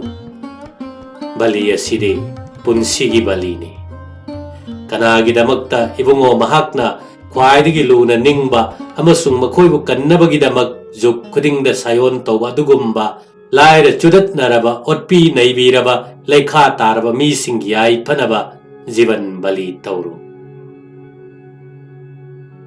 ꯀꯜꯀꯇꯥꯗ ꯚꯛꯇꯤꯇꯥ ꯁꯝꯅ ꯇꯧꯕ ꯌꯥꯗ꯭ꯔꯦ ꯃꯁꯤꯒ ꯂꯣꯏꯅꯅ ꯁ꯭ꯋꯥꯃꯤꯖꯤꯅ ꯃꯠꯀꯤ ꯁꯩꯅꯥꯁꯤ ꯑꯃꯁꯨꯡ ꯑꯇꯩ ꯂꯥꯏꯃꯤꯡ ꯂꯧꯔꯕ ꯚꯛꯇꯁꯤꯡꯕꯨ ꯎꯄꯅꯤꯁꯠ ꯒꯤꯇꯥꯅ ꯆꯤꯡꯕ ꯇꯝꯕꯤꯔꯝꯃꯤ ꯔꯥꯃꯥꯀ꯭ꯔꯤꯁꯅꯒꯤ ꯚꯛꯇꯁꯤꯡꯕꯨ ꯄꯨꯂꯞ ꯄꯨꯟꯅ ꯇꯨꯡ ꯀꯣꯏꯕ ꯐꯤꯕꯝ ꯑꯃꯗ ꯊꯝꯅꯤꯡꯕꯒꯤ ꯑꯁꯥ ꯑꯃ ꯁ꯭ꯋꯥꯃꯤꯖꯤꯅ ꯇꯧꯔꯦ ꯚꯛꯇꯤꯇꯥꯗꯅ ꯂꯩꯄꯥꯛꯄꯨ ꯀꯟꯕ ꯉꯝꯂꯣꯏ ꯍꯥꯏꯕꯁꯤ ꯁ꯭ꯋꯥꯃꯤꯖꯤꯅ ꯂꯦꯞꯅꯕ ꯈꯪꯂꯝꯃꯤ ꯃꯔꯝ ꯑꯁꯤꯅ ꯈ꯭ꯔꯤꯁꯇꯥꯕꯇ 1937 ꯃꯦ ꯊꯥꯗ ꯊꯥꯀꯨꯔꯒꯤ ꯚꯛꯇ ꯁꯩꯅꯥꯁꯤꯁꯤꯡꯒ ꯂꯣꯏꯅꯅ ꯔꯥꯝꯀ꯭ꯔꯤꯁꯅ ꯃꯤꯁꯟ ꯂꯤꯡꯈꯠꯂꯦ ꯁꯚꯥ ꯑꯗꯨ ꯍꯧꯗꯣꯛꯄꯗ ꯁ꯭ꯋꯥꯃꯤꯖꯤꯅ ꯍꯥꯏꯔꯝꯃꯤ ꯂꯩꯕꯥꯛ ꯃꯈꯟ ꯃꯈꯟ ꯀꯣꯏꯔꯨꯔꯕ ꯃꯇꯨꯡꯗ ꯑꯩꯅ ꯃꯨꯟꯅ ꯈꯪꯂꯦ ꯃꯗꯨꯗꯤ ꯄꯨꯂꯞ ꯄꯨꯟꯕ ꯅꯠꯇꯅ ꯀꯔꯤꯒꯨꯝꯕ ꯑꯆꯧꯕ ꯊꯕꯛ ꯑꯃꯠꯇ ꯄꯥꯡꯊꯣꯛꯄ ꯌꯥꯗꯦ ꯑꯗꯨꯝꯅꯗꯤ ꯑꯣꯏꯔꯒ ꯑꯩꯈꯣꯏꯒꯤ ꯂꯩꯕꯥꯛ ꯑꯁꯤꯒꯨꯝꯕꯗ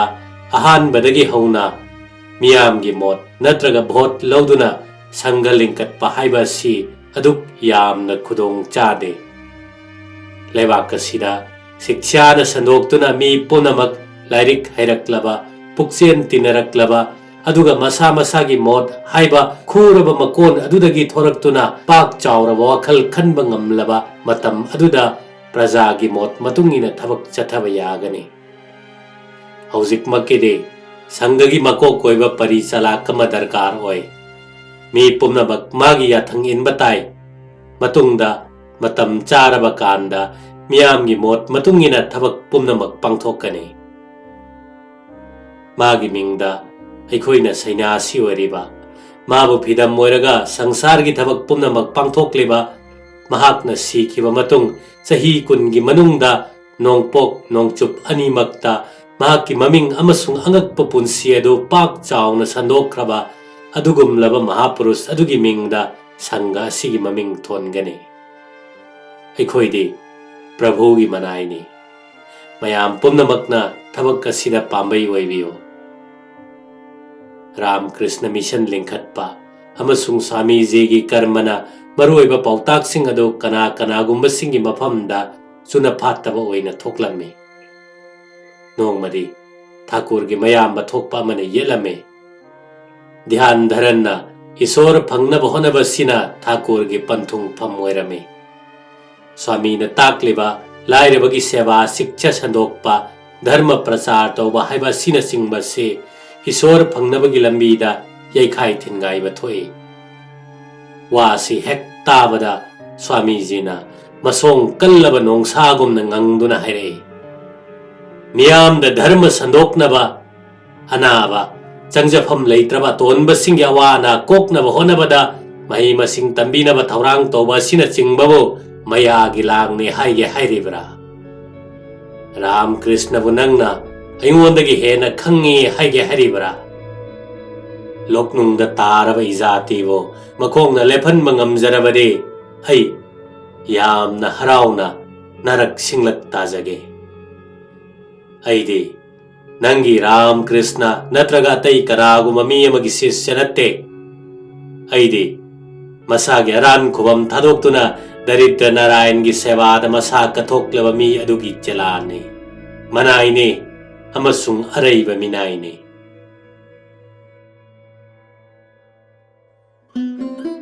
Nongmadi Swamiji na regret tambirami. Matam asida Thakur gi thoidokpa bhakta asanba Girish Ghosh laktuna phamlare. Ipau hanglaba matungda Swamiji na nokphet tawna haire. Jisi nangdi asigumbasi tamba lakpagi wakhal leita malene. Numit chuppa Krishna Vishnu sondunata matam lelene. Girish Chandra na khumlei. Beda tamluraga kari taugadage bhai. Beda khangnaba budhi su aigidi leijade. Matam su leijade. Asigumba pota side. Ai yamna adumak thamjaraga Bhagavan Ram Krishna gi kripadage taibang ipakasi lanjage. Ngahaktang tumin leiraga Girishna mukhairi. Phare naren Veda Vedanta di yamna haire. Sarahen basingi na heba makon lairabagi awaba oktaba daku singi pap amasung atay makhal gi chumdaba miyot minay singasi koknaba Veda Vedanta da karigumba iba lakpa yaubra. Yung ginupi amana niti gimi yang kay pisa bitak taurambadagi chaningay leitraduna numit humni masa masuga loina na chara henduna leiri. Nupi kaya na badama singi makutta taduna ngauri kanagum nupi sing na maysak khang mangamdraduna mathwai thari. Nauna lukrabi warabi nupi sing na macha yaithanaba honabada mamay thangda mathwai thaba taki. Naren Veda Vedanta singda asigi pratikar thingnaraklabra. Girish ki watabada Swamiji mamitta ira sintharakle. Swamiji na kudakta mafam madudagi hogalaga thokre. Swamiji thokraga Girish Chandra na haire. Yengodo nakhoi gi guru gi thamoi asi mapan naidaba thaujana thalli. Aina mahakpu pandit amani natraga matik magul leibani haina saman tawba natte. Miyoibagi awana tabada puba ngamjadaba thamoi adutabo aina bhakti tawjabani. Ngahak leiraga Swamiji changlakle amasung Girish yanglaga haire. Yengu jisi jagat ki awana jagat ki natte. Mi amagi awana phawba koknaba ai mapok lising lak pok pataraba su pokke.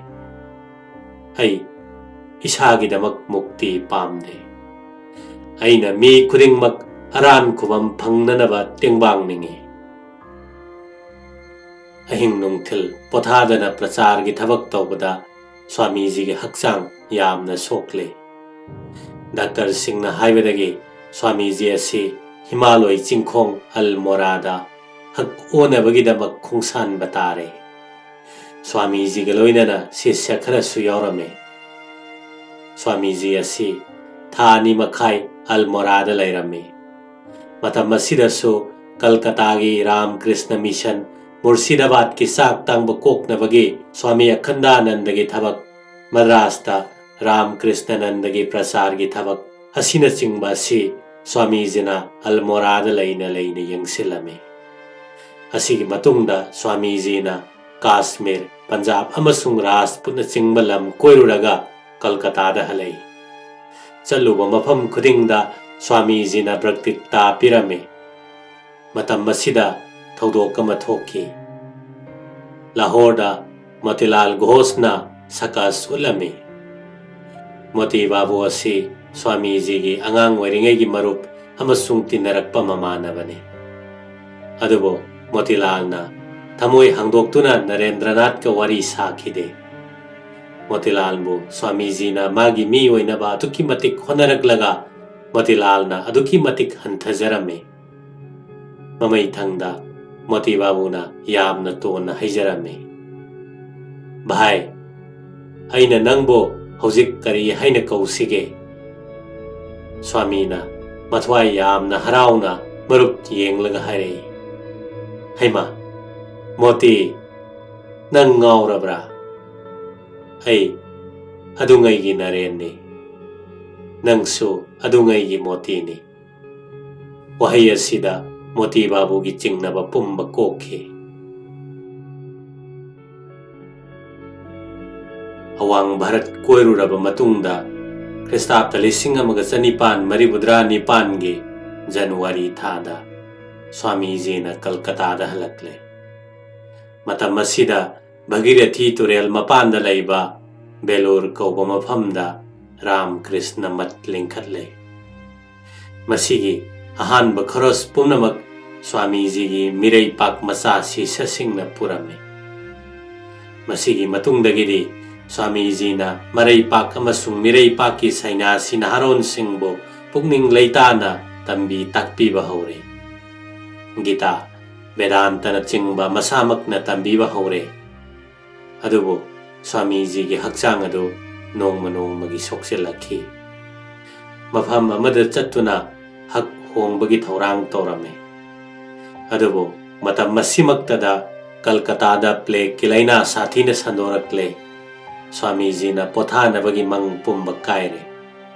Swamiji na Sister Nivedita amasung sanyasi singaloina na Kolkata gi anaba singi seva taure.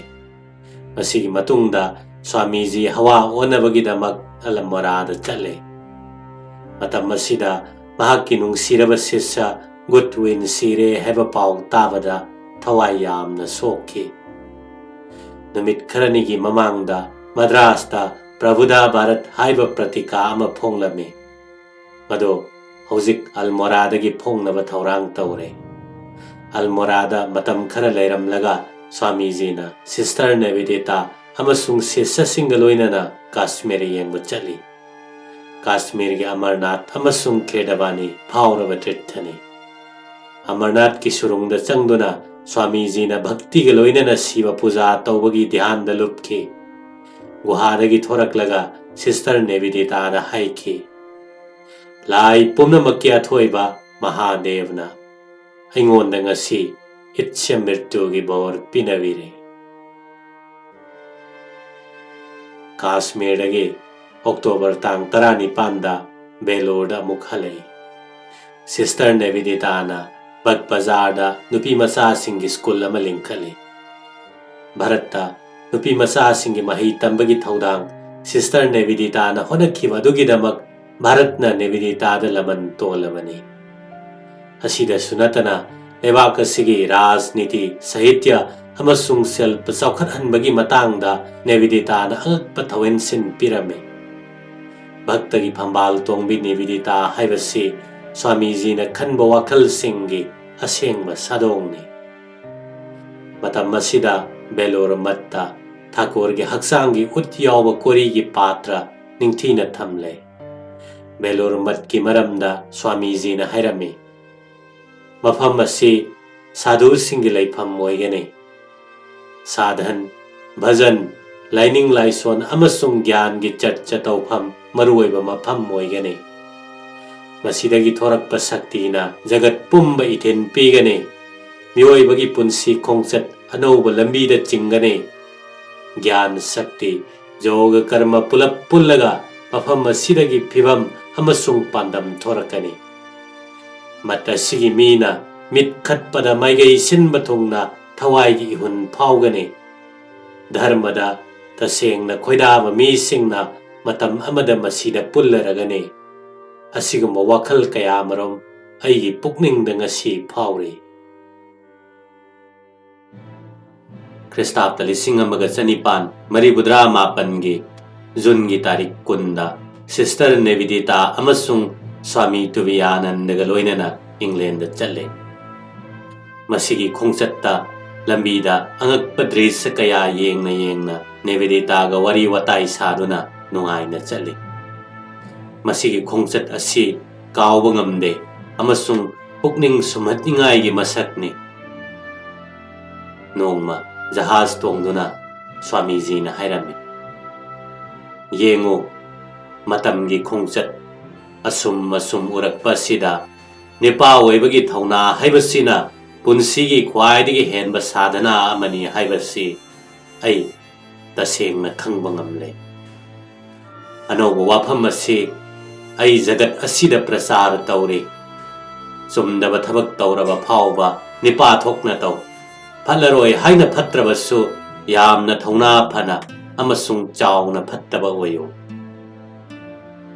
Swami ji na London yauraba matungda numit kharani gi matungda America da yamna kauduna amukhana challe samudra ipakta numit tarani chatpa khongchat asigi maramda Swami ji na hairame samudra ipakta numit tarani chatpa khongchat asi kaidongaida kawba yararoi nitigi ayuk khudingda gita pat amasung vyakha karigumba kanda sanskrit kavita amasung wari karigumba kandana thainigi prasin vedic prathana mantra na singba sinaine ithak haudriba mabuk taplaba samudrani thabalna lupa mahigum ingan ngale nongmadi thabanna ipom hauraba sandhya yasangbada matomta tuminna leptuna leirami mapa laitraba thabal pharaba ahing lupagi mangane mathakta sana machu manba punima thajana momon taurame dresa si yengbada pungmun mun khiduna mamai thangda makhut thangalaga haire kavita gi maru mangda sandokna taduna leire kavita padraba su yare America yoraga Swami ji na sisya singi matengna New York California na chingba saharda Vedanta prasar gi kendra semle adudagi mafam ayambada bhaktrit tawi thawai yawba bhakta singda class 9 na lairik tambi Swami ji na California da yamna kuina leirame mafam asida mahaki prasar gi thabakpu yamna mahiyalame matam asida awaba khangdraba karma yogi asigi mapukning adu santi gi ipakta luplane masi panduna Swami ji na sithiya mairame thabak tauba haibasi matam pumbada aruba oi aigi thabak asi matam chuppagi oina leptuna aina thawai hakchang pumba imagi satada tinba yanaba prathana tau magi thabakni magi thabakti matana khangi lanphamda khongdarabade mai pakpa amasung mai thiba animak phange haujikti pothi potkum yomsilaga aran khubam piba ngamba ibungo mabu ngaiduna leiri he siba aigi hi asigi hinau sabiyo prabhu mamangai Vivekananda du natre mamangai Vivekananda du chatkre matam kuina gidamak chatkre lairik takpa guru neta amasung acharya oramba Vivekananda chatkre hauzik leiri mamangai gi angang prabhu gi sisya matam chuppada magi khuya thambanda changjariba manai matam masida farasigi konung perista anouba dharma gi mahasabha ma chaungna phamgadabagi thaurang torami Swami ji masigi baton phangduna Kristapta lising amaga chamapan gi July kunda Paris tamna khongsale sabha sida Swami ji asibu taram na oi sabha sida Europe ki pandit singna Hindu dharma bulla na uriba mitieng ado mathang kaktuna Swami na sengdoi Hindu dharma mari makong amasung haurakpham gi itihas liduna mayam bu tahali Perista thahum lom leiraba matungda Bharatda amuk halai halakpada lambida Vienna Athens Constantinople Cairo na chingba mafamda changlai Kristabta 1958 gi December tang tarukta nong mahingda Swamiji Belur matta khanghodana khongdare mayam pumnamak ingak ngakle amasung yamna haraure Belur matta yoraga Swamiji na Almorada leiba Mayavati adetta ashram da khongsale nauna lingkhatpa ashram asi puba pukchel pharaba Xavier Sahib na nonga khibada mahaki nupibu Swamiji na themjin balaknabada yamna chauraba thabak ama oirame Prabhunda Bharat phongnabagi damakpu Swamiji na mafam masida lakpa tarame thabak pumnamak yamna thuna loisillaga Belur matta amuk halaklame halakpagi khongpham masida Swamiji na Dhaka Langalabanga Diobhok Chandranath Kamakhya amasung Silong na chingba changai matam masidagi Swamiji asi isingi lainana naba haure Belur matta halakpa matam masidadi Swamiji asi mayamna haiba matungina haksangi niyom kayamarum ngakna chatpa tarame unage lakpa misinga unadanaba mayamna kanna thinglame nongmadi Swamina masida sauraduna haire nakhoi niyom adu thamko lakliba mayam asiki manungda amatangna phidamningai oiba misakkama oirakpa yarabadi aigi thabak adu mahi yangani migi phanaba honabada thawai thaba masidi aphaba thabaknina thong lonsilaga imungda tuminna itona tafamlaga kari kanagane mayam asi aigi wa ama ani tanabagidamak atha patapa mafamdagi laknari aduga aiga unadana adumak hanhan khigadra nakoina tawningbata taw aidi utup tabagum tuminna phamba hinade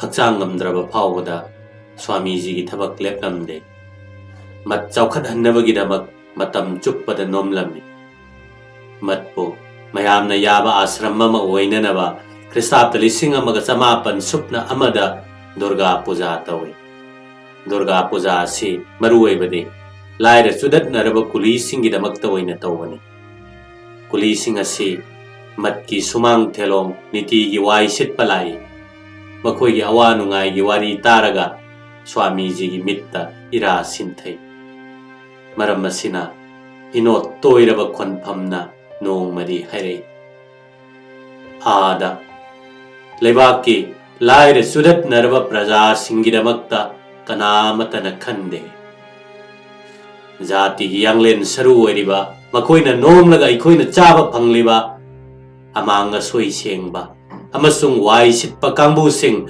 makoina nongma thabak leppada sahar pumba ha kar laugadaba asigumba tonba jat asigi awaba khajiktang wabiba mi amatta lebak asida leite Madrasta mi lising Christian oiri aikoina sanbidaduna pumnamak Christian onkribani haibasi khakhandra namit chuppa aikoina hairi sokanu lebak asida daya dharma minungsi haibadu uba phanglebra supnagi sokanu haiba kangbu tauri asigumba sajat lisat asigi mamaida sumjitna kallo utupna phudau asigumba mangi sokanu haiba khuraba panungi wangmada thoktuna hojikmak laire sudatnaraba atonba kana leiribage haina thakurgi mingda nakhoibu kaurai makhoi asi hogatrabadi imasu hogaloi makhoi asigi sakthung phidung asi aikoina tamba ngamdre adudi kari oiba tare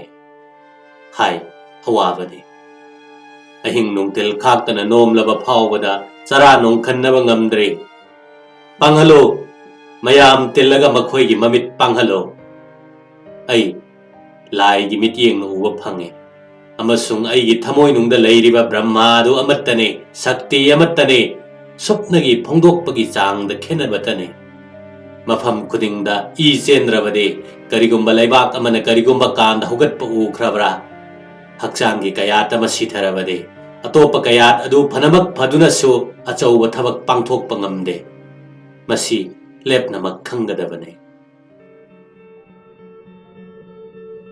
Kristapta lising amaga samapan supna anigi January thada Belur matta Japan gi pandit anilai Swami Jina pandit singaloinana Bodhgaya darshan toba chali Bodhgaya dagi Kashi dhamda numit khara pothana bagidamak chali matam masida pakhang kharana Kashi dhamda Swami Ji gi phidam matungina seva ashram amalingkhali Swami Jina pakhang sing asibu thogalami amasung bor pirami matungda seva ashram asi Kashi gi phauraba Ram Krishna mission nama oirakhi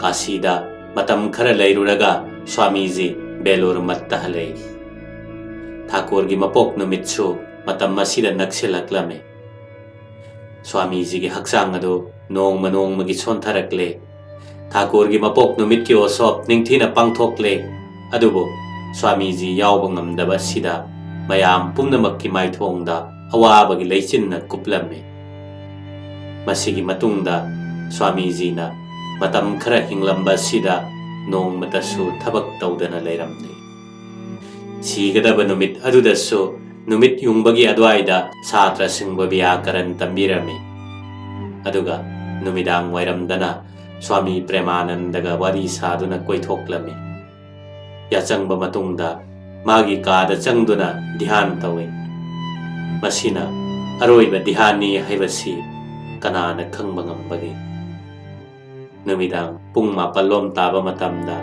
Swami Ji tung koidaba hakchang thadokhi masi Kristapta lising amaga samapan supna anigi July gi tang 4 dani